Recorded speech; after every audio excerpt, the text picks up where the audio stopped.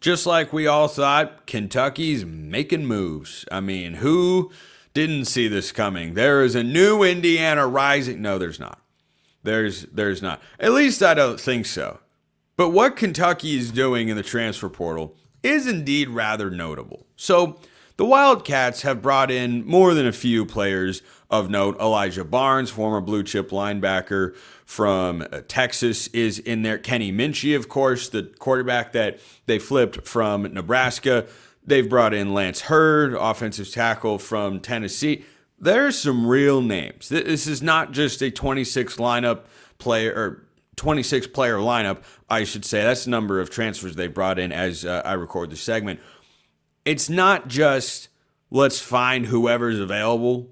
Let's just get some guys. We just need bodies. I mean, they did. They've got 22 guys that are leaving via the transfer portal.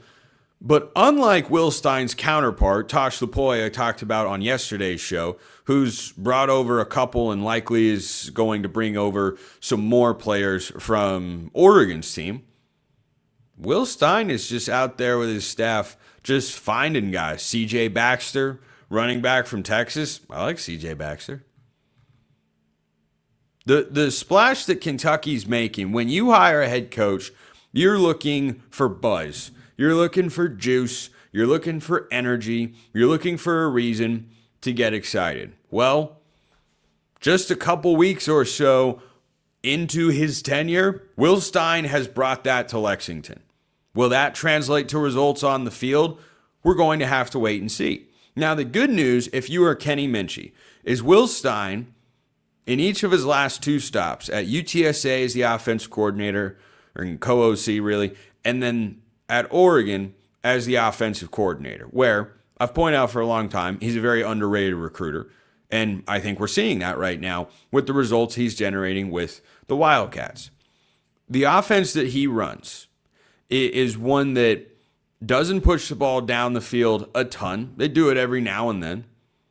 But it is very RPO based. It is based on efficiency. It is based on taking what the defense gives you and just moving the ball down the field, staying ahead of the chains. A lot of RPO action. High completion percentage, lower yards per attempt, efficiency, and effectiveness is the name of the game. For a quarterback in Kenny Minchey, who's got plenty of potential, but lacks, experience in a major way, this is a sort of offense that you can come into, and the quarterback track record is pretty darn exceptional. Each of Will Stein's, I got to double check Frank Harris's stats real quick, because each of Will Stein's quarterbacks at Oregon had a completion percentage of over 70%. And Frank Harris was just a touch under that, for over 4,000 yards, by the way, in 2022 when Will Stein was the co-OC and play caller at UTSA. So if you're telling me, like, there's just a certain floor as long as your quarterback is competent and capable. And Dante Moore, by the way, look at what he was before, who's going back to Oregon, by the way. Big news in Eugene. Look at what he was before he got to Eugene, and then look at what he did this past year.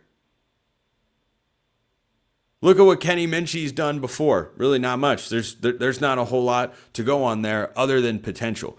But the track record of this particular offense is really, really good. Now, something that has been a common factor, and Will Stein obviously placing a priority on this, as I mentioned, with guys like Lance Hurd coming over from Tennessee, Oregon's offensive line has been elite each of the last couple of seasons. And when you go into the SEC, I don't think it matters as much as it used to. Still, in any level of football, if you're not any good up front, well, life is going to be very difficult.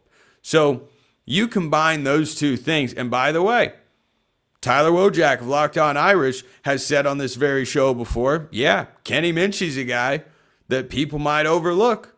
Nebraska wanted him. They get Anthony Calandria instead, the Mountain West Offensive Player of the Year from UNLV, former quarterback at Virginia, might I add. I think he's going into a good situation.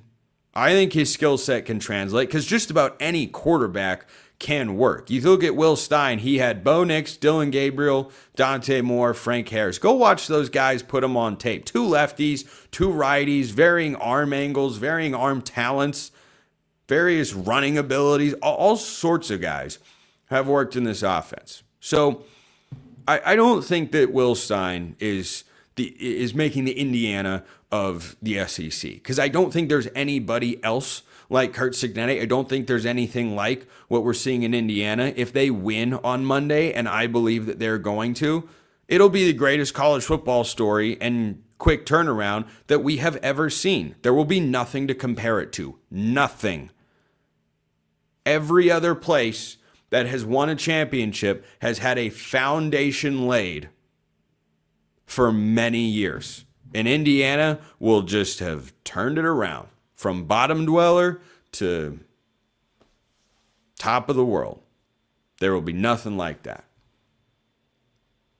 But I'll give Will Stein his flowers here and say, if he were going to make Kentucky into his Vanderbilt, let's say, with what Clark Lee has done in the SEC, making them from a bottom dweller into a good program now that is 1-1 against Alabama with 2 competitive games in the last couple of years, this is how it would probably start. You got to go find guys. He's going to bring over a system that I think he knows is going to work. Now, here's the downside.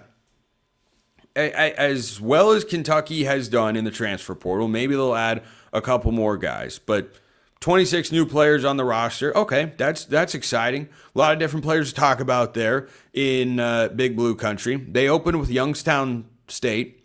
All right, well, that's good. You open with week 2, Alabama at home.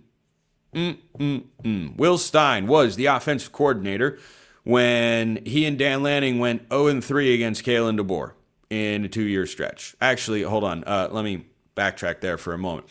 He was there for 2 losses in the same season. Now, notably, his offense has performed very well in those games. He also had Bo Nix at quarterback. Who's Alabama going to have? I don't know. Guess we'll find out. Maybe it'll be Keelan Russell. Maybe it'll be Austin Mack. Austin Mack looked pretty good from the limited action we saw in that Rose Bowl beatdown they suffered by Indiana, of course. Then they go at Texas A&M. So there's no easing into the schedule. The SEC schedules, I'm glad they're going to a 9-game slate. It's phenomenal. A couple teams still have late season cupcakes, which drives me insane. But the acceleration into SEC play, I don't know if that's Will Stein's fan here. Kenny Minchey is going to have to get he's got one game, and then he's going against the Crimson Tide. 2 games, and by the 3rd week of his career as a starting quarterback, he's going to have to go to Texas A&M. You better be ready to go. Because that's getting thrown into some pretty serious fire. College Station, boy, probably going to be on fire. Oh, by the way, they have to go to South Carolina, who could be primed for a bounce-back season. LSU at Oklahoma. Oh, they were in the playoff last year. Oh, LSU. Hey, look at that. Vanderbilt, was just talking about them. They should be all right. At Tennessee. Ooh, boy, that'll be interesting. Florida at Missouri and Louisville. How many wins do you see on that schedule for Kentucky? I'm not telling fans of the Wildcats to not be, at least a little excited about what Will Stein's done so far. Until maybe we see spring football and get some reports on, oh, man, this guy's pop. Oh, man, Kenny Minchey's the guy. Oh, he's all ready to go. Going to take quite the coaching job to go through that schedule and even making a bowl game would be outstanding. I think that'd be a fantastic first season for Will Stein. But the splash in the transfer portal, notable, is very notable in Lexington.